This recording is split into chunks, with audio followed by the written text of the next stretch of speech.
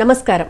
ఆయుష్మాన్ భవ కార్యక్రమానికి స్వాగతం. ఈ రోజు ఆయుష్మాన్ భవ కార్యక్రమంలో నీరసంగా ఉండడం, ఎనోరెక్సియా సమస్యలకు పరిష్కార మార్గాలు మనకు వివరించడానికి ప్రముఖ ఫ్లవర్ థెరపిస్ట్ డాక్టర్ అజయ్ గారు మనతో పాటు స్టూడియోలో సిద్ధంగా ఉన్నారు. ఆయన అడిగి మరిన్ని విషయాలు తెలుసుకుందాం.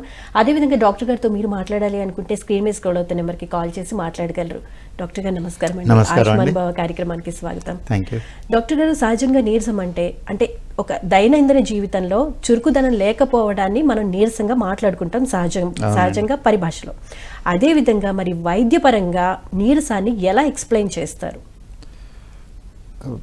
బేసికల్గా మనకి వర్క్ చేయడానికి ఒక సర్టన్ అమౌంట్ ఆఫ్ ఎనర్జీ కావాలండి.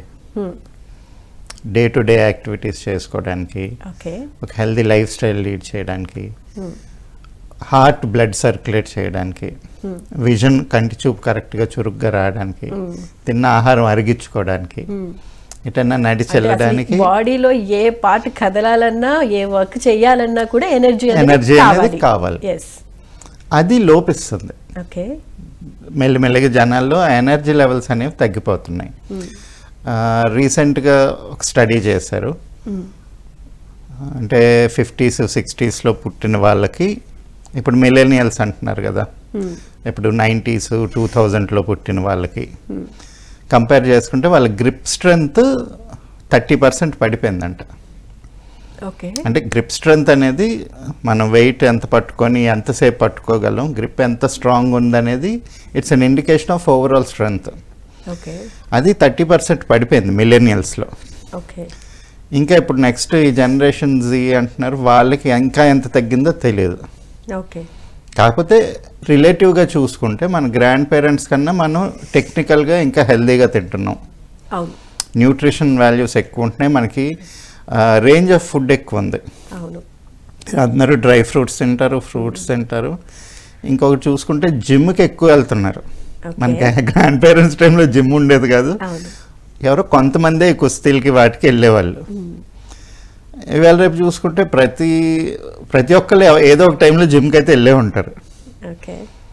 కానీ కంపారిటివ్గా వాళ్ళకన్నా మనకి స్ట్రెంగ్త్ తక్కువ ఉంటుంది. నీరసం అనేది వస్తుంది. నీరసం ఎలాగుంటుంది టెక్నికల్గా? ఇప్పుడు ఏదో క్రైసిస్ వచ్చింది అనుకోండి, హెల్త్ క్రైసిసే వచ్చింది, దాన్ని హ్యాండిల్ చేయలేదు బాడీ. అంటే తట్టుకునే సామర్థ్యం అనేది తక్కువగా, రెసిస్టెన్స్ అనేది బాగా తగ్గిపోయింది. దాంతో మనకి ఫుడ్ డైజెస్ట్ అవ్వట్లేదు, తిన్న ఫుడ్ వేస్ట్ అయిపోతుంది, పెట్టే ఎనర్జీ కూడా ఎఫర్ట్ అనేది కరెక్ట్గా బాడీకి యూటిలైజ్ అవ్వట్లేదు. దీంతో ఏంటంటే చాలా హెల్త్ కాంప్లికేషన్స్ వస్తూ ఉంటాయి అన్నమాట అందరికీ. జనరల్గా చూసుకుంటే, అంటే పాత తరం చూసుకుంటే ఒక 3-4 జనరేషన్స్ బ్యాక్ చూసుకుంటే కనుక వాళ్ళకి ఇంతే క్వాంటిటీ ఫుడ్ తినాలి, లేకపోతే ఇవే తినాలి, హెల్దీ ఫుడ్డే తీసుకోవాలి అనేది ఏమి ఉండదు. వాళ్ళకి దొరికింది తోచినంత ఎంత కావాలంటే అంత తింటారు, అంతకి శారీరక శ్రమ కూడా పడేవాళ్ళు. సో ఇప్పుడు జనరేషన్ చూసుకుంటే కనుక అంత స్టామినా ఉండట్లేదు అని అంటున్నారు. ఎందుకంటారు? రీజన్ ఏంటి? మెయిన్ ఎక్సర్సైజ్ ఉండట్లేదండి. అంటే జిమ్కి వెళ్తున్నారని మీరు అంటున్నారు కదా. మెయిన్ ఎక్సర్సైజ్ ఉండట్లేదు, లైఫ్ స్టైల్కి తగినంత. రెండోది, ఫుడ్లో న్యూట్రిషన్ వాల్యూ సమంగా రావట్లేదు. So first life style exercise గురించి మాట్లాడుకుంటే, అంటే the human body was built టెక్నికల్గా, ఆ గుండె ఒక 100 సంవత్సరాల దాకా ఆగకుండా పని చేయగలిగే కెపాసిటీ గుండెకి ఉంది. మజిల్స్, స్కెలిటల్ సిస్టమ్ అంతా మనం రోజుకు ఒక 14 నుంచి 25 కిలోమీటర్లు నడవగలిగిన సామర్థ్యం ఉంటుంది. సో ఇంతకుముందు జనరేషన్లో ఏంటి, పొద్దున్నే లేచి పొలంకి వెళ్ళి, లేకపోతే వెళ్ళి చెరువుకి వెళ్ళి నీళ్ళు తీసుకొచ్చి ఇంట్లో పెట్టి, లేడీస్ అయితే వెళ్ళంతా కల్లా పూడ్చి మళ్ళీ పొలంకి వెళ్ళి వర్క్ చేసి అది వచ్చేవాళ్ళు. ఇట నూరెళ్ళాలన్నా కూడా నడిచి వెళ్ళేవాళ్ళు, లేకపోతే ఎడ్ల బండో ఏదో. ఇప్పుడు ఏంటంటే మనం హార్డ్లీ వీఆర్ వాకింగ్. ఏదో రోజులో ఒక అరగంట నడిచింది కూడా పెద్ద ఎక్సర్సైజ్ లాగా ఫీల్ అవుతున్నాం. ఇప్పుడు జిమ్లో ఒక 5 కిలోలు 10 కిలోల డంబెల్స్ పట్టుకొని అదేదో పెద్ద బరువు ఎత్తేసినట్టు ఫీల్ అవుతున్నాం. కానీ ఇప్పుడు టెక్నికల్గా అప్పుడు ఏంటి, నీళ్ళు కావాలంటే చెరువు దగ్గరికి వెళ్ళి ఒక 2 బొంగలు కావిడెత్తుకోవాలి. అదే ఒక 70-80 కిలోస్ ఉండేది. అది ఎక్సర్సైజ్ అవుతుంది. కానీ ఇప్పుడు జిమ్లో ఎత్తిన 20 కిలోలు 30 కిలోలు ఎక్సర్సైజ్ అవ్వదు కదా. సో టెక్నికల్గా వీఆర్ వర్కింగ్ లాట్ లెస్. తీసుకునే ఫుడ్ కి ఇప్పుడు తీసుకునే ఫుడ్ కి కూడా చాలా డిఫరెన్స్ అనేది వచ్చింది. అవునండి, చాలా డిఫరెన్స్ వచ్చింది. మెయిన్ ఫుడ్డే అనుకోవాలి. ఓకే, ఇప్పుడు ఫస్ట్ రెవల్యూషన్ ఏంటంటే మనకి ఒక హంటర్ గ్యాదరర్, అంటే హ్యూమన్స్ ఎవాల్వ్ అయినప్పుడు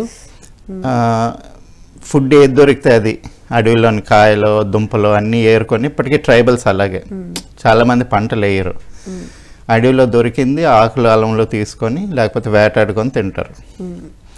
అక్కడి నుంచి అగ్రికల్చర్కి షిఫ్ట్ అయినప్పుడు కొంత బలం తగ్గింది. ఓకే, జనరల్గా ఎవల్యూషనరీగా చూసుకుంటే అంత మన ప్రీవియస్ అగ్రికల్చర్కి ముందు ఉన్న జీను బాడీ ఫ్రేము తర్వాత ఉన్నది తీసుకుంటే కొంత తగ్గింది. కాకపోతే న్యూట్రిషన్, మంచి న్యూట్రిషన్ అందడం వల్ల కొంత స్ట్రెంగ్త్ పెరిగింది. అంటే ఎండ్యూరెన్స్ తగ్గింది, స్ట్రెంగ్త్ పెరిగింది, వెయిట్ లిఫ్టింగ్ కెపాసిటీ కానీ అది. ఈ లాస్ట్ జనరేషన్లోకి వచ్చేసరికి అగ్రికల్చర్ కాస్త ఇండస్ట్రీ అయిపోయింది. ఓకే, అంటే ఇప్పుడు క్రిమిసంహారక మందులు వాడటం వల్ల పంటలు అనేది, అంటే క్వాలిటీ ఆఫ్ ఫుడ్ అనేది మిస్ అవుతుంది అంటారా? డెఫినెట్గా. ఇప్పుడు ఏంటి, పౌల్ట్రీయే తీసుకోండి, బెస్ట్ ఎగ్జాంపుల్ మీకు.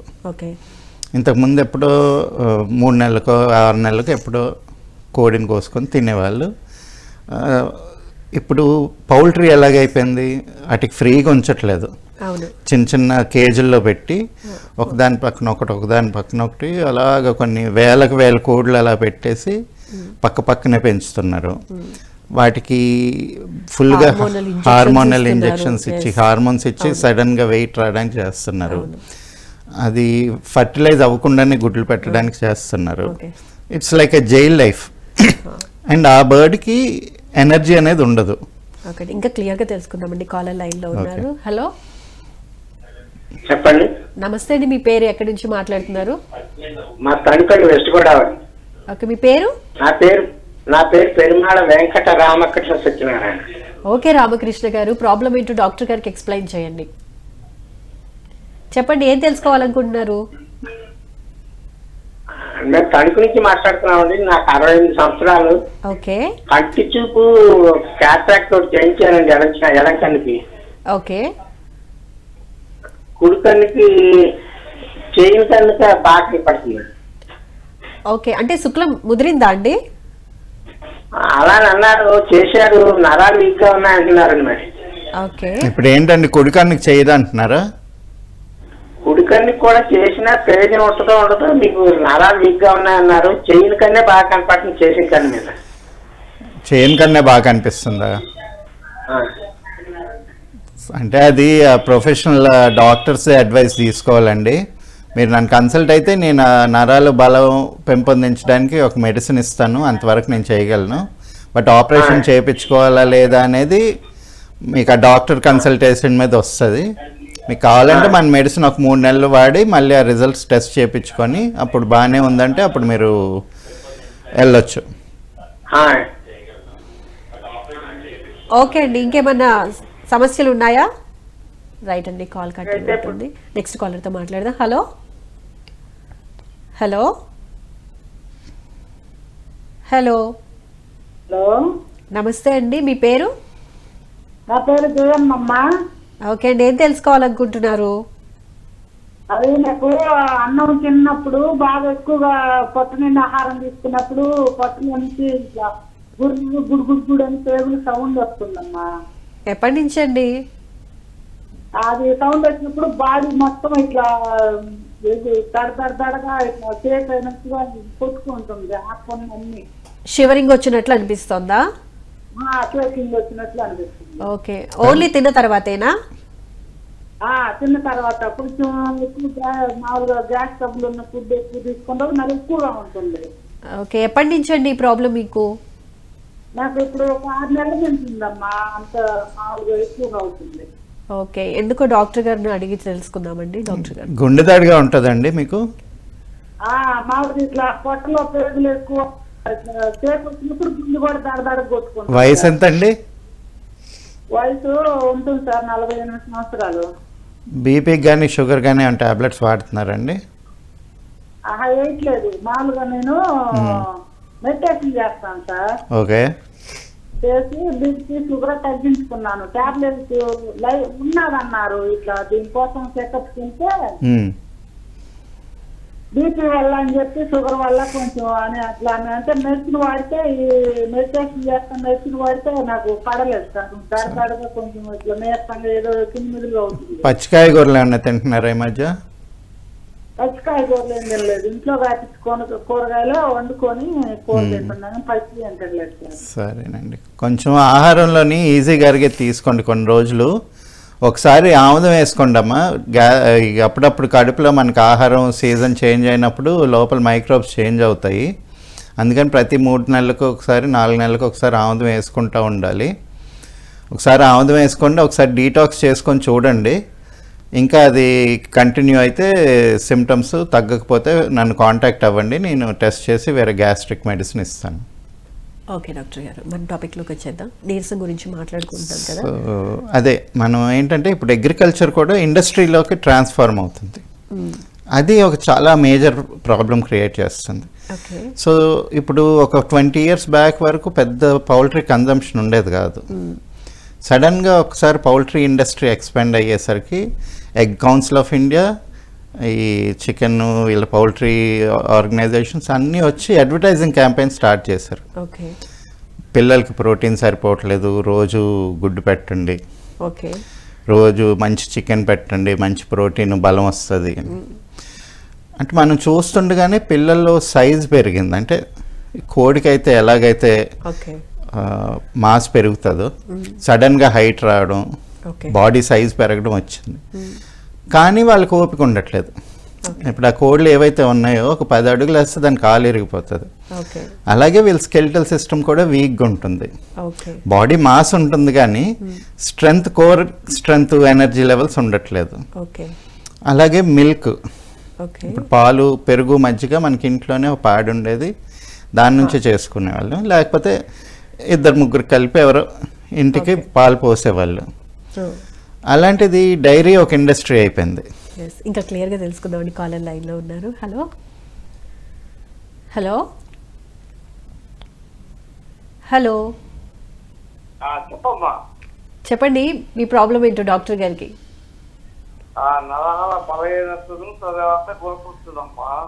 గురక, ఓకే. ఏజ్ ఎంతండి మీది? 55 అమ్మా. ఓకే, ఏం చేస్తూ ఉంటారు? మామూలుగా ముందు జాబ్ చేసేటప్పుడు ఇప్పుడు పని చేసినమ్మా. ఓకే, మీకు ఇంకా అనదర్ హెల్త్ ఇష్యూస్ ఏమన్నా ఉన్నాయా? 55 అమ్మా. లేదండి, మీకు థైరాయిడ్ కానీ, బీపీ కానీ, షుగర్ కానీ ఇట్లాంటి ప్రాబ్లమ్స్ ఉన్నాయా? బీపీ ఉంది, బీపీ 130.5. ఓకే, డాక్టర్ గారితో మాట్లాడండి. ఇంకా నరాల బలహీనతకి సంబంధించి మీకున్న డౌట్స్ని ఆయనకి ఎక్స్ప్లెయిన్ చేయండి. ఒబిసిటీ ఏమైనా ఉందండి? అంటే కొంచెం ఊబకాయం అండి? నార్మల్ వెయిటే కానీ గొరకు వస్తుంది. నరాల బలహీనత అంటే మీకు ఈ బీపీ టాబ్లెట్స్ ఎప్పటి నుంచి వాడుతున్నారండి? బీపీ ఒక 5-6 సంవత్సరాల నుంచి వస్తుందండి. 10 సంవత్సరాల నుంచి వాడుతున్నారు కదా. అదేంటంటే బీపీకి మాత్రలు వేసినప్పుడు అది స్ట్రోక్ రాకుండా ఉండాలని చెప్పి వాళ్ళు అది సెడేట్ చేసి ఇస్తారండి. అది వాడుతున్నప్పుడు ఒకటి గ్యాస్ట్రిక్ ఇష్యూ వస్తుంది, రెండోది ఏంటంటే బాడీ మెటబాలిజం కూడా స్లో అవుతుంది. అందుకని ఏంటంటే ఈ బీపీ మాత్రలు ఇవన్నీ వాడేటప్పుడు ఒక రెగ్యులర్ ఎక్సర్సైజ్ ఉండాలి. అంటే ఆ ట్యాబ్లెట్స్ని ఎఫెక్ట్ని మనం ఓవర్గో అయ్యేటట్టు. సో మీకు ఆ బ్లడ్ సర్క్యులేషన్ పెంచితే బలం, నరాల బలం కూడా పెరుగుతుంది. ఇంకొకటి ఆహారంలోని నెయ్యి ఇంక్లూడ్ చేసుకోండి. ఎందుకంటే మంచి యానిమల్ ఫ్యాట్ అవి ఉంటే తప్పితే నరాలకి ఆ స్ట్రెంగ్త్ రాదు. కొంచెం మంచి ఆహారం తీసుకోండి, పొట్టుతో ఉన్న పప్పులు తీసుకోండి. మీరు నన్ను కన్సల్ట్ అయితే బ్లడ్ సర్క్యులేషన్ పెరగడానికి మెడిసిన్ ఇస్తాను. ఒక 3 monthsలో మీకు చాలా మట్టుకు బెనిఫిట్ అవుతుందండి. ఓకే డాక్టర్ గారు, మరి పాలు కానీ, పెరుగు కానీ, మజ్జిగ కానీ ఇలాంటివి తీసుకున్నప్పుడు, అంటే నీరసంగా ఉన్నప్పుడు ఇలాంటివి తీసుకుంటే ఎనర్జీ లెవెల్స్ పెరుగుతాయి అని అంటూ ఉంటారు. కానీ మీరు చెప్పేది కొంచెం రివర్స్లో ఉంది, ఎందుకంటారు? అంటే ఇప్పుడు పాలలోని ప్రాబ్లం లేదండి, పెరుగు మజ్జిగలో ప్రాబ్లం లేదు. ఇప్పటికీ పెరుగు మజ్జిగ తీసుకోవచ్చు. కానీ పాలు మంచిది, రోజు ఒక గ్లాస్ పాలు తాగిపించాలి పిల్లలు. కానీ ఏదైతే ఒక సిస్టమ్ స్టార్ట్ అయిందో అది ఆ డైరీ ఫామ్ వల్ల అడ్వర్టైజింగ్. ఓకే. ఇంతకుముందు పాలు ఎక్కువ తాగేవాళ్ళు కాదు, పిల్లలకి ఇచ్చేవాళ్ళు, పిల్లలు కూడా మారం చేసేవాళ్ళు. మనకి ఏషియన్స్కి ఎస్పెషల్లీ ఒక 15 years దాటిన తర్వాత పాలు అరగవు. ఓకే. లాక్టోజ్ ప్రోటీన్ని డైజెస్ట్ చేసుకునే ఎంజైమ్ మనకు ఉండదు. ఓకే. అందుకనే పెరుగు మజ్జిగ చేసుకునేవాళ్ళం. పెరుగు చేసుకుంటే ఏంటంటే ఆ మైక్రోబ్స్ ఆ పాలను బ్రేక్ డౌన్ చేసి ఈజీ టు డైజెస్ట్ ఫామ్లో పెడుతుంది. కాకపోతే ఇప్పుడు ఎముకలకు బలం అని చెప్పి పాలు తాగిపించారు. ఓకే. ఈ ఎక్కువ పాలు తాగడం వల్ల ఎముకలు వీక్ అవుతాయి. ఓకే. అంటే అందులో కాల్షియం లెవెల్స్ ఎక్కువ సెటిల్ అయిపోయి బ్రిటిల్ అవుతుంది, ఆ ఫ్లెక్సిబిలిటీ పోయి బలం పోతుంది అనమాట. అంటే తీసుకోవాల్సిన ఏజ్ వరకే పాలని తీసుకోవాలి, పాల రూపంలో తీసుకోవాలి. యాక్చువల్గా పాల పళ్ళు పోయిన తర్వాత పాలు అవసరం లేదంటారు, అందుకే వాటిని పాల పళ్ళు అంటారు. ఆ తర్వాత నుంచి పాలు అరగడం మానేస్తాయి మనకి. ఎప్పుడన్నా ఏదో రుచి కోసం టీలోను కాఫీలోను కలుపుకోవడం తప్పితే డైరెక్ట్గా పాలు తాగడం వల్ల ఉపయోగం ఉండదు. ఏంటి కాకపోతే కొన్ని ఆయుర్వేదం మందులు ఉంటాయి, అలాంటివి మిల్క్తో కలిపి తీసుకుంటే అది శరీరంలోకి వెళ్తుంది అని చెప్పి అశ్వగంధ ఉందండి, లేదా కొంచెం ఈ భస్మాలు ఉంటాయి, అవన్నీ పాలతో కలిపి తీసుకోవడానికి హెల్ప్ఫుల్ అవుతాయి. కానీ జనరల్గా it's not a good food. ఇవన్నీ కూడా ఏదైతే ఇండస్ట్రీ అయిపోయిందో ఆ ఇండస్ట్రీ వల్ల వచ్చిన బ్యాడ్ ఎఫెక్ట్స్. కల్తీ అనేది స్టార్ట్ అయిందంటారు. కల్తీ కాదు, ఒక అగ్రికల్చర్ నుంచి ఇండస్ట్రీ కింద మారిపోయింది మన ఫుడ్. అందుకే ఇప్పుడు చిరుతిండ్లు అంతటే ఏముండదండి, ఇంతకుముందు అన్నీ ఆడించుకొని తీసుకొచ్చి ఇంట్లో నీట్గా వండుకొని తినేవాళ్ళం, స్టోర్ చేసుకొని. ఇప్పుడు మొత్తం పొటాటో ఇండస్ట్రీ పెద్దది అయిపోయింది. పొటాటో బేస్డ్ స్నాక్స్ బోల్డ్ వచ్చేసినాయి. ఇప్పుడు చిప్స్లోనూ ఒక 20-30 కంపెనీలు ఉన్నాయి. సో పొటాటో అంత హెల్దీ ఏం కాదు ఫుడ్, కాకపోతే దాన్ని టేస్టీగా అనిపించడానికి మంచిగా ఆయిల్లో డీప్ ఫ్రై చేసి. కార్బోహైడ్రేట్స్ ఫుడ్ అయినప్పటికీ ఎంత మోతాదులో కావాలో బాడీకి అంత మోతాదులో తీసుకున్నంత అది కార్బోహైడ్రేట్ లాగా కూడా లేదు కదా. ఇప్పుడు అది డీప్ ఫ్రై చేసి అన్సాచురేటెడ్ ఫ్యాట్ లోని అన్నెసరీ కింద మారిపోతుంది. కాలర్ ఉన్నారండి, కాలర్ తో మాట్లాడదాం. హలో హలో హలో నమస్తే అండి, మీ పేరు ఎక్కడి నుంచి మాట్లాడుతున్నారు? రవిశంకర్ మేడం, నేను ఇక్కడ అల్లాపూర్. ఓకే రవి గారు, ప్రాబ్లం ఏంటో డాక్టర్ గారికి చెప్పండి. ఓకే మేడం, మాట్లాడండి. నమస్తే, చెప్పండి. హలో మేడం, నమస్కారం సార్. నమస్తే, చెప్పండి. కొంచెం నరాల వీక్నెస్ ఉంది సార్ నాకు. వయసు ఎంత అండి? 53-54. 53-54. ఓకే. డయాబెటీస్ ఏమైనా ఉందా? డయాబెటీస్ లేదు కానీ ఒకటి బీపీ ఉంది. బీపీ ఉంది. ఎప్పటి నుంచి అండి? బాగానే సార్, ఒక 8 years అవుతుందేమో. అదేనండి, అంటే ఇందాక కాలర్కి చెప్పినట్టే బీపీ ఉన్నప్పుడు మనం ఆ టాబ్లెట్స్ వాడుతున్నప్పుడు కొంచెం అది బాడీ మెటబాలిజంని తగ్గిస్తుంది అండి, సెడేట్ చేస్తుంది. అలాగే యాసిడ్ రీఫ్లక్స్ రావడం వల్ల కొంచెం బ్రీతింగ్ ప్రాబ్లమ్ వస్తుంది, ఫుడ్ కూడా డైజెస్ట్ అవ్వదు. సో బీపీ టాబ్లెట్స్ ఏమైనా తీసుకుంటున్నప్పుడు కంపల్సరీ ఒక కార్డియాక్ ఎక్సర్సైజ్ అనేది ఉండాలండి. ఒక మీడియం వ్యవసాయం చేస్తుంటాం సార్, బాగానే సేల్ అవుతుంటా. వ్యవసాయం అది వేరు, అది పని అవసరం ఉన్నప్పుడు చేస్తాం, లేదంటే ఎవరినైనా పెట్టి అక్కడ నుంచి అది స్ట్రెయిన్. కానీ ఎక్సర్సైజ్ కాదు కదా, అంటే కొంచెం స్ట్రెచ్చింగ్, యోగాలోని కొంచెం ఆసనాలు వేయడం, కొంచెం బస్కిల్ తీయడం అలాంటివి చేసుకోవాలి. ధ్యానం కూడా మీకు అన్నమయ కోసం గట్టిగా లేకుండా మీకు ధ్యానంలోకి అది వెళ్ళదు, అంటే మనోమయ కోసం యాక్టివేట్ అవ్వదు. అందుకని అన్నమయ కోశాన్ని ముందు యోగా ద్వారా, తత్వశుద్ధి ద్వారా దాన్ని బలపరుచుకొని మూలాధారం అంతా స్టేబుల్ అయిన తర్వాత అప్పుడు ఆ స్టేబుల్ బేస్ మీద మనకి కుండలిని యాక్టివేట్ చేసుకోవచ్చు. సో ముందు అన్నమయ కోశాన్ని సరి చేసుకోండి. అదే మీరు కొంచెం ఎక్సర్సైజ్ చేయండి, యోగా చేయండి, మంచి ఆహారం తీసుకోండి. ఈ ట్యాబ్లెట్స్కి మెల్లిమెల్లిగా తగ్గించుకుంటూ రావడానికి ట్రై చేయాలి. మీరు ఒకసారి నన్ను కన్సల్ట్ అయితే హార్ట్ మెడిసిన్ ఇస్తాను. అక్కడ ఇస్తారండి, వీళ్ళు స్క్రోల్ చేస్తారు, స్క్రీన్ మీద ఉంది, ఒకసారి నోట్ చేసుకోండి. స్క్రీన్ మీద ఇదే నెంబర్ చేసుకున్నా మేడం, ఈ నెంబర్ కాదు కదా? లేదండి, మధ్య మధ్యలో వస్తుంది, డిస్ప్లే అవుతుంది. ఓకే అండి, ఎక్కడ ఉన్నారు సార్ మీరు? సికింద్రాబాద్ ప్యారడైజ్ జంక్షన్ దగ్గర అండి. ఓకే ఓకే సార్, నెంబర్ చేసుకుంటారా? సరే అండి. ఓకే అండి. డాక్టర్ గారు, జనరల్గా అంటే నరాల బలహీనతని నీరసంగా కూడా పరిగణించవచ్చు అంటారా? నరాల బలహీనత అనేది డిఫరెంట్ ఫ్యాక్టర్స్ ఉంటాయండి. ఒకటి ఏంటంటే ప్యూర్లీ న్యూట్రిషనల్ ఫ్యాక్టర్, అంటే మనకి నరాలకు కావాల్సింది ఫ్యాట్. ఓకే. ఇంతకుముందు బాగా నెయ్యి తినేవాళ్ళం, నెయ్యి, వెన్నపూస, తీగ కాసే కాయగూరలు. ఓకే. కానీ ఈ మధ్య అది మానేసి మొత్తం రిఫైన్డ్ ఆయిల్ తింటున్నాం.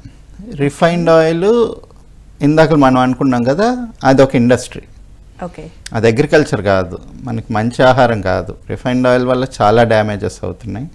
సో ఇవన్నీ తీసుకోవడం వల్ల ఆ నరాలకి, ఆ నర్వస్ టిష్యూకి కావాల్సిన న్యూట్రిషన్ రావట్లేదు. రెండోది వచ్చి స్ట్రెస్. ఓకే. ఇప్పుడు ఏదైనా పని చేయాలంటే గాబరా వచ్చేసింది అనుకోండి, ఆ పని చేయలేం. లేకపోతే పని చేస్తున్నప్పుడు ధ్యాస ఎటో ఉందనుకోండి, ఆ పని చేయలేం. ఇప్పుడు చాలా మంచి ఆర్టిస్ట్ ఉంటాడండి, ఏదో బొమ్మ గీస్తున్నప్పుడు మధ్యలో ఏదో బాధో కష్టమో గుర్తొచ్చింది, అది రాదు, అక్కడ ఆర్ట్ రాదు. అలాగే డే టు డే యాక్టివిటీ కూడా అన్నీ ఆర్టే, అన్నీ మనం శ్రద్ధగా చేసుకోవాల్సిందే. ఏదో వంట చేసేటప్పుడు ఏదో ఆలోచిస్తే గ్యాస్ సిలిండర్ పేలుతుంది. సో ఆ శ్రద్ధ అనేది రావాలి. అండ్ ఆ శ్రద్ధగా చేసినప్పుడు చేతులు కాళ్ళు వణకకుండా స్టేబుల్గా ఉండాలి అంటే అది యాక్చువల్ నర్వస్ స్ట్రెంగ్త్. సో ఒకటి స్ట్రెస్ అనేది ఉండకూడదు, రెండు ఫుడ్ కరెక్ట్గా ఉండాలి, మూడోది ఏంటంటే నిద్ర సరిపోవాలి కరెక్ట్గా. నిద్ర లేనప్పుడు కూడా మనకి ఫోకస్ రాదు, ఓపిక బలం కూడా రాదు. మనం పడుకోవడం చాలామంది ఇప్పుడు 1 గంటకో 2 గంటకో నిద్రపోయి 7 గంటకో 8 గంటకో లెగుస్తున్నారు. కానీ అది స్లీపింగ్ టైం కాదు. Sleeping time is between 10:30 and 3:30 deep sleep వచ్చేది. 4:30కి మనం ఫిజికల్గా లేచినా లేకపోయినా మన బాడీ లోపల మెటబాలిజం యాక్టివేట్ అయిపోతుంది, లార్జ్ ఇంటెస్టైన్ యాక్టివేట్ అయిపోతుంది. కాబట్టి ఆ నిద్ర డీప్ స్లీప్ అనేది ఉండదు. సో డిస్టర్బ్డ్ స్లీప్తోనే ఉంటున్నాం కాబట్టి ప్రాబ్లమ్స్ వస్తాయి. సంబంధించి రైట్ అండి, కాలర్ ఉన్నారు, కాలర్ తో మాట్లాడదాం. హలో. నమస్తే మేడం. నమస్తే మేడం. నమస్తే అండి, మీ పేరు? శ్రీధర్రావు మేడం, అనంతపురం, అనంతపురం. ఓకే శ్రీధర్రావు గారు, ప్రాబ్లం ఏంటో డాక్టర్ గారికి చెప్పండి. నమస్తే అండి. నమస్తే సార్, చెప్పండి. పొద్దున అర్లీ మార్నింగ్ 6 నుంచి 6-11 వరకు నీరసంగా ఉంటుందా నాకు? వయసు ఎంత అండి? 66 సార్, 66. 66. ఓకే. పొద్దున్న 6 నుంచి 11 వరకా? అవును సార్, 6 నుంచి 11 వరకు నీరసం, చాలా నీరసంగా ఉంటుంది సార్. అప్పుడు ఏమీ చేయలేకపోతాను సార్. ఎండకి ఏమైనా అలర్జిక్గా ఉంటుందండి? పొద్దున్న ఎండ తగిలితే తలనొప్పి రావడం కానీ? అట్లనే సార్, ఎండకి ఏం లేదు సార్. అంటే బాగా ఇంతకుముందు నేను పని చేసాను, బాగా రిటైర్ అయినాను. ఇంతకుముందు ఏం చేసేవాళ్ళు జాబు? అది ఎగ్జిక్యూటివ్ సైడ్ చేశాను సార్, ఇంజనీర్ గా చేసింది. ఓకే. ఫీల్డ్ వర్క్ ఉండేదా లేకపోతే డెస్క్ జాబా? ఫీల్డ్ ఉంది సార్, ఫీల్డ్ ఉంది. అది ఇప్పుడు షుగర్ ఉంది సార్, షుగర్ బీపీ బైపాస్ కూడా అయిపోయింది సార్ నాకు. ఓకే. 6 నీరసంగా ఉండడం వల్ల నేను నిద్ర వచ్చినట్టు ఉంటుంది సార్. రాత్రి పడుకునేటప్పుడు నిద్ర రాకుండా యాక్టివేటెడ్గా ఉండి బ్రెయిన్ యాక్టివిటీ ఏమైనా ఉంటుందా? అంటే 2:30కి లేస్తాం సార్, యూరినల్ పాస్ 2 టైమ్స్ చేస్తాం సార్ నైట్ టైం. ఓకే. అప్పుడు కొంచెం డిస్టర్బ్ అవుతుంది సార్. మళ్ళా ఒక 2 hours నిద్రపోతాను సార్. మళ్ళీ నేను 5:30కి లేస్తాను. అప్పటి నుంచి కొంచెం 1 గంట సేపు బాగుంటుంది సార్. అప్పటి నుంచి నీరసంగా ఉంటుంది సార్. సరే అండి, ఒకటి ట్రై చేయండి మీరు. అప్పుడప్పుడు ఏమవుతుందంటే రాత్రి కరెక్ట్గా నిద్ర ఉండనప్పుడు, సరిపోయినప్పుడు పొద్దున్న అది డల్నెస్ అనిపిస్తుంది. అలాంటప్పుడు ఏం చేయాలంటే 50+, 60+లోని మధ్యాహ్నం ఒక 1/2 hour అంటే పవర్ న్యాప్ అంటారు, కొంచెం ప్రశాంతంగా ఒక అరగంట కానీ 1 గంట కానీ పడుకోవడానికి ట్రై చేయండి. అదేంటంటే నిద్ర లేమిని సబ్స్టిట్యూట్ చేస్తుంది. లేదు అంటే యూట్యూబ్లో యోగ నిద్ర అని మనకి ఉంటుంది, గైడెడ్ ఒక మెడిటేటివ్ సిస్టము.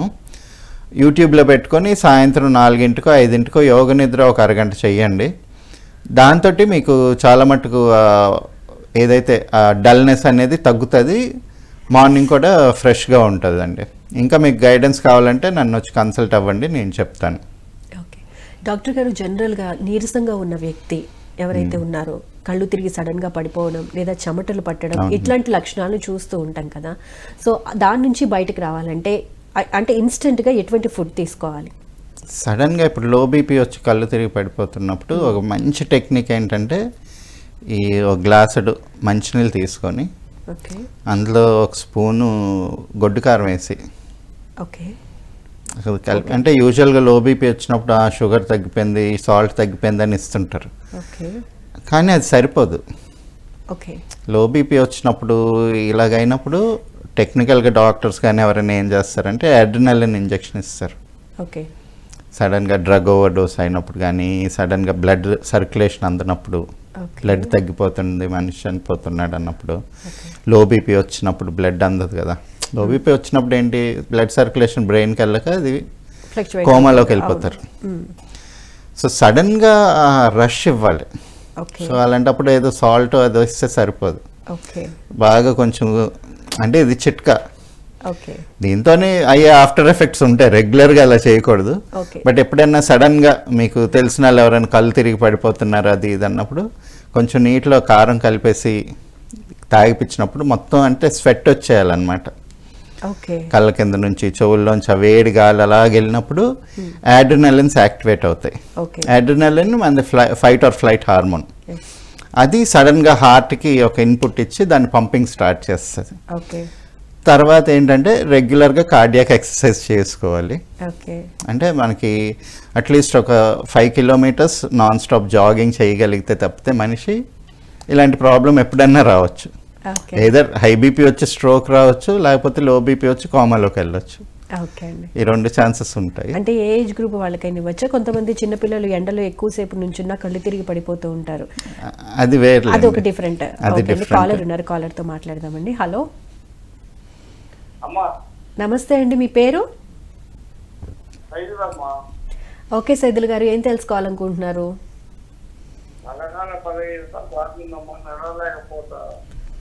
నడవలేకపోతున్నారా?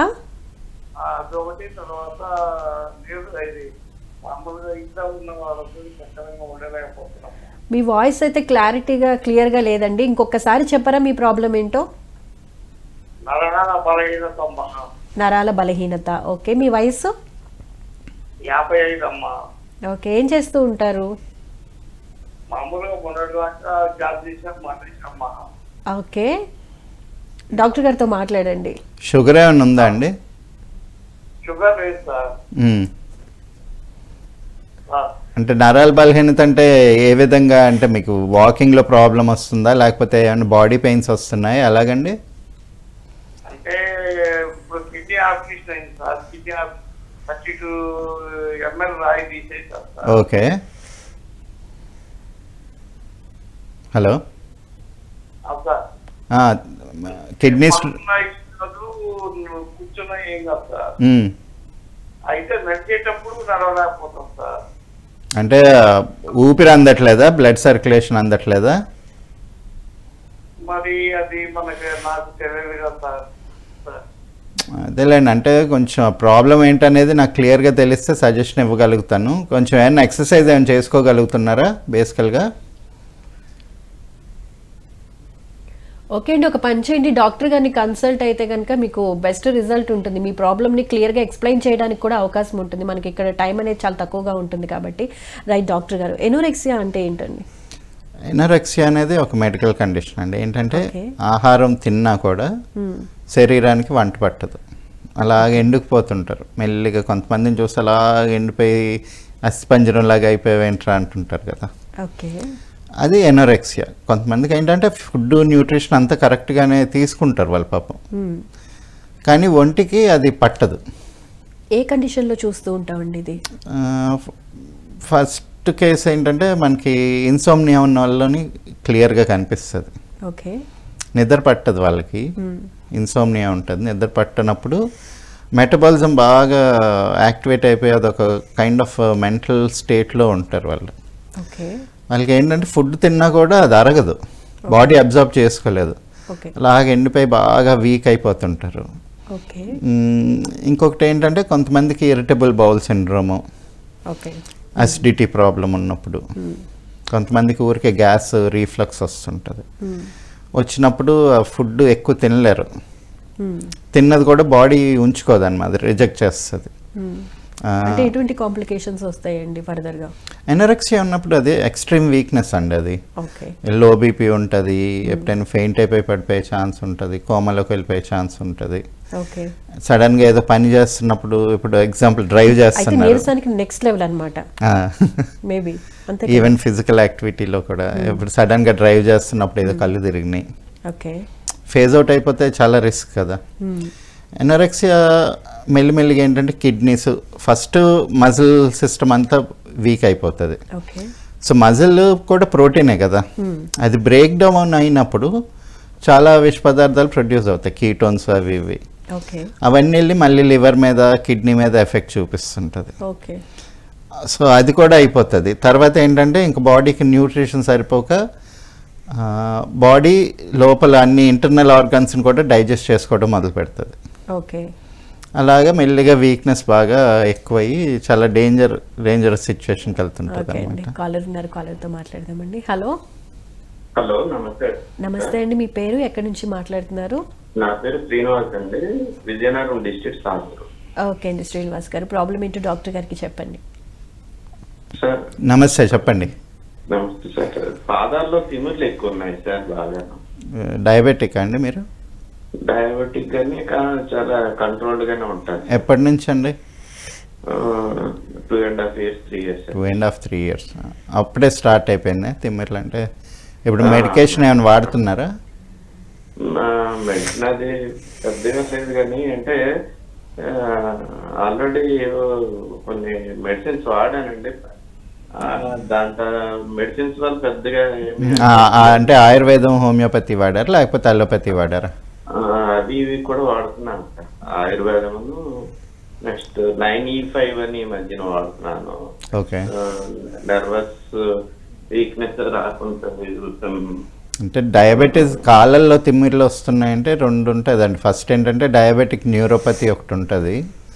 డయాబెటీస్ వల్ల బ్లడ్ కాన్సన్ట్రేషన్ కొంచెం ఎక్కువై సడన్గా ఈ నరాల దగ్గర స్టిమ్యులస్ వస్తుంటుంది. సో ఈ నీరసానికి కానీ లేకపోతే ఎనోరెక్సియాకి సంబంధించిన సమస్యల నుంచి బయటపడాలంటే అసలు ఎటువంటి ఫుడ్ తీసుకోవాలండి? అంటే అవాయిడ్ చేయాల్సిన ఫుడ్ కూడా ఉంటుందా జనరల్గా? అవాయిడ్ చేయాల్సినవి చాలా ఉన్నాయండి. ఏదైతే మనం అనుకున్నాం కదా, ఒక అగ్రికల్చర్ ఫుడ్ వరకు మనకి మంచిది. ఏదైతే ఇండస్ట్రీ అయ్యిందో అదంతా మనకి డ్యామేజ్ చేస్తుంది. సో మెయిన్గా అవాయిడ్ చేయాల్సింది ఏంటంటే poultry, chicken, egg compulsory complete cutout చేసుకోవాలి. నెక్స్ట్ మిల్క్ ప్రోడక్ట్స్ అంటే పెరుగు మజ్జిగ వరకు తీసుకోవచ్చు, అది కావాలి, అవసరం. పెరుగు మజ్జిగ నెయ్యి అవసరం, కానీ మిల్క్ చీజ్ పన్నీర్ అరగదు. మూడోది బాగా డేంజరస్ ఏంటంటే రిఫైన్డ్ ఆయిల్. రిఫైన్డ్ ఆయిల్ ఎక్కువ palm oil, refined oil, soya oil, cotton oil వాడతారు కాబట్టి అదే ఒకటి అవాయిడ్ చేయాలి. ఇది డిస్కస్ చేసుకుంటే ఏదో ఒక పెద్ద టాపిక్. నెక్స్ట్ ఏంటంటే మనకి సౌత్ ఇండియాలోని వేడి చేసే వేడిగా ఉన్న ప్రదేశాల్లో గోధుమలు మంచిది కాదు, గోధుమలు అవాయిడ్ చేయాలి. ఇంకా విదేశీ కాయగూరలు అంటే మెయిన్గా ఈ క్యారెట్, బీట్రూట్, క్యాబేజీ, కాలీఫ్లవర్, ఈ 4 ఏంటంటే మనకి వాటర్ అన్సాల్యుబుల్ ఫైబర్స్ ఉంటాయి కాబట్టి మన క్లైమేట్కి అంత కంజీనియల్ కాదు. బ్రోకలీ ఇలాంటివి. క్యారెట్ తింటే బ్లడ్ ఎక్కువ పడుతుంది అంటారు కానీ there is no scientific basis for that. ఆ రంగు చూసి బీట్రూట్ తినండి బ్లడ్ ఎక్కువ అవుతుంది, క్యారెట్ తినండి కళ్ళు బాగుంటాయి అంటారు. కానీ క్యారెట్ కన్నా ఎక్కువ విటమిన్ మన జాంకాయల్లోని మామిడికాయల్లో ఉంటుంది, విటమిన్ ఏ. అవి తినొచ్చు. క్యారెట్ ఎక్కువ తినడం వల్ల మీకు క్యాన్సర్ వచ్చే ఛాన్సెస్ ఉంటాయి, బ్లడ్ డైల్యూట్ అయిపోయి సడన్గా ఫెయింట్ అయ్యే ఛాన్సెస్ ఉంటాయి, అంత మంచిది కాదు, ఎక్కువ తీసుకోకూడదు. తర్వాత తినాల్సినవి ఏంటంటే ఎక్కువ తీగ కాసే కాయగూరలు, జొన్నలు కానీ రాగులు కానీ అన్నం కానీ మన క్లైమేట్కి, ఇవి ఎక్కువ తీసుకోవాలి. రెగ్యులర్ ఎక్సర్సైజ్ చేయాలి. కాకపోతే కొంతమందికి ఇంకా ఎనోరెక్సియా ఉందనుకోండి, మన ఈ తుమ్మి పూలు అంటారు. తుమ్మి అనేది ఒక చిన్న బుష్ లాగా, ఒక చిన్న పాకటి తీగలాగా ఒకటి ఉంటుంది. దాన్ని ఎండబెట్టుకొని టీలాగా అంటే మేము చేసాము, బట్ అది కషాయంలో తీసుకున్నప్పుడు శరీరానికి ఆ కఫతత్వం పెరిగి వంట పట్టుకుంటుంది. అల్టిమేట్గా ఏదైనా ఏంటంటే వాత, పిత్త, కఫతత్వాలు, పంచభూతాలు, మన షట్చక్రాలు శరీరాన్ని కంట్రోల్ చేస్తాయి, ప్రాణం. ఇప్పుడు కొంతమంది చూడండి ఏం తిన్నా తినకపోయినా గట్టిగానే ఉంటారు. రోడ్ మీద చూస్తుంటాం పిల్లలు, వాళ్ళకి మంచి ఆహారం ఉండదు, ఏం ఉండదు, కానీ ఒక బ్రైట్గా అదొక ఎనర్జీ ఉంటుంది. అదేంటి ఆ లోపల ప్రాణశక్తి వాళ్ళకి చెప్తుంది అనమాట. వాళ్ళ ప్రాణం ఏంటంటే ఏదైనా యాక్సెప్ట్ చేసుకుంటుంది. మనం ఎప్పుడైతే రెస్ట్రిక్షన్స్ పెట్టుకుంటామో నాకు ఇది ఇష్టం లేదు, నాకు ఇది నచ్చదు, నాకు ఇలాగే ఉండాలి, ఈ రోజే కావాలనుకొని అలా మనం తగ్గించే కొద్ది స్కోపు మన శరీరం కూడా అన్నిటినీ అరిగించుకొని ఎనర్జీ కింద వాడుకునే స్కోప్ తగ్గిపోతుంది. ఇప్పుడు అల్టిమేట్గా ఫుడ్ అవసరం ఏంటి? లైఫ్ ప్రొలాంగ్ అవ్వాలంటే ఒక ఎనర్జీ సోర్స్ కావాలి, అది ఫుడ్. మంచి ఎనర్జీ సోర్స్ దొరికితే మంచిది తీసుకుంటే శరీరం బాగా ఫంక్షన్ అవుతుంది. కానీ దొరకనప్పుడు ఏది దొరికినా దాన్ని యూటిలైజ్ చేసుకోగలగాలి కదా, ఎనర్జీ కింద కన్వర్ట్ చేసుకోవాలి. ఓకే, సో మన ఇంజిన్ కెపాసిటీని పెంచుకున్నాం అనుకోండి, అంటే మన మణిపుర చక్రాన్ని యాక్టివేట్ చేసుకొని అందులో ఫైర్ని కరెక్ట్గా చేసుకున్నాం అనుకోండి, అగ్ని కరెక్ట్గా ఉంటే ఏదన్నా అరిగిపోతుంది. జఠరాగ్ని. ఇప్పుడు భీముడు ఉండేవాడు, ఎంత ఆకలి ఉండేదంటే విషం తిన్నా విషం కూడా అరిగిపోయేది. దుర్యోధనుడు వాళ్ళు వచ్చి విషం వేసి నాగలోకానికి పంపించేస్తారు, కానీ అక్కడ లెగుస్తాడు, ఎందుకంటే ఆ జఠరాగ్ని అంత ఉంది కాబట్టి ఆ పాయిజన్ కూడా డైజెస్ట్ అయిపోయింది. సో ఆ జఠరాగ్నిని పెంపొందించుకునే కార్యాలు చేసుకోవాలి. కపాలభాతి బ్రీతింగ్ ఎక్సర్సైజెస్ చేసుకోవచ్చు, అనులోమ విలోము ఇలాగా, అంటే ప్రాణాయామం ద్వారా చేసుకోవచ్చు. కొన్ని ఆసనాలు ఉంటాయి, సింహాసనం ఒకటి, మార్జాలాసనం, వజ్రాసనం, వీటి ద్వారా పెంపొందించుకోవచ్చు. మన కాన్సెప్ట్ ప్రకారం మనం మణిపుర చక్రానికి మెడిసిన్స్ తయారు చేసాం, దాని ద్వారా చేసుకోవచ్చు. రెండో రీజన్ ఏముంటుందంటే ఇరిటబుల్ బౌల్ సిండ్రోమ్ ఉంటుంది. అంటే మనం తిన్న ఫుడ్ డైజెస్ట్ అయిన తర్వాత అబ్జార్ప్షన్ లార్జ్ ఇంటెస్టైన్లోంచి అవుతుంది. కాకపోతే మనం ఎప్పుడన్నా మంచి ఫుడ్ తిన్నప్పుడు ఏదో క్లియర్గా లేనప్పుడు లార్జ్ ఇంటెస్టైన్లో ఒక బ్యాడ్ బ్యాక్టీరియా వచ్చి కాలనైజ్ చేసుకొని అక్కడ ఉండిపోతుంది. సో వచ్చిన ఫుడ్నంతా అది బయటికి పంపించేస్తుంటుంది. దాంతో ఏంటంటే ఫుడ్ అబ్జార్బ్ అవ్వక మనుషులు ఎండిపోతుంటారు. యూజువల్గా పిల్లల్లోనే వస్తుంటుంది. బ్రూసిల్లా అండర్లెట్ వైరస్ ఉంటుంది, అలాగే డిఫరెంట్ వైరసెస్ బ్యాక్టీరియా ఉంటాయి అన్నమాట, లేకపోతే ఎమీబియాసిస్ ఉండొచ్చు. వీటికి ఏం చేయాలంటే మనకి ఉత్తరేణి గింజలు ఆ కషాయం తీసుకున్నప్పుడు అది బాగా హెల్ప్ చేస్తుంటుంది. ఓవరాల్గా ఈ జనరేషన్ వాళ్ళు నీరసానికి కానీ ఎనోరెక్సియాకి కానీ గురి కాకుండా ఉండాలంటే మెయిన్గా వాళ్ళ లైఫ్ స్టైల్ని చేంజ్ చేసుకుంటూ అదే విధంగా యోగా కానీ లేకపోతే ఏదో ఒక ఎక్సర్సైజ్ అనేవి వాళ్ళ లైఫ్లో భాగంగా చేసుకుంటూ అదే విధంగా తీగకు కాసే కూరగాయల్ని ఎక్కువగా తీసుకుంటే కనుక ఇట్లాంటి ప్రాబ్లమ్స్ అనేవి రాకుండా ఉంటాయి. Right, thank you so much అండి, చాలా చక్కగా ఎక్స్ప్లెయిన్ చేసినందుకు అండ్ మా కాలర్స్ అడిగిన ప్రశ్నలకు కూడా చాలా చక్కగా సమాధానాలు చెప్పినందుకు ధన్యవాదాలండి. చూసారు కదండి, డాక్టర్ ఫ్యాట్ సెగ్మెంట్లో భాగంగా డాక్టర్ శ్రీనాథ్ గారు డయాబెటీస్ గురించి ఎంతో చక్కగా వివరించారు. అంటే డయాబెటీస్లో రకాలు, టైప్ 1 డయాబెటీస్, టైప్ 2 డయాబెటీస్ ఏ విధంగా ఉంటుంది, లక్షణాలు ఏ విధంగా ఉంటాయి, అండ్ వాల్యూ స్థాయిని బట్టి షుగర్ పేషెంట్స్గా ఏ విధంగా ట్రీట్ చేస్తారు, అండ్ హోమియోపతిలో ట్రీట్మెంట్ ఏ విధంగా ఉంటుంది ఎక్స్ప్లెయిన్ చేయడం జరిగింది. ఇది ఇవాళ ఆయుష్మాన్ భవ కార్యక్రమ విశేషాలు. రేపటి ఎపిసోడ్లో మళ్ళీ కలుసుకుందాం. అంతవరకు చూస్తూనే ఉండండి PMC. నమస్కారం.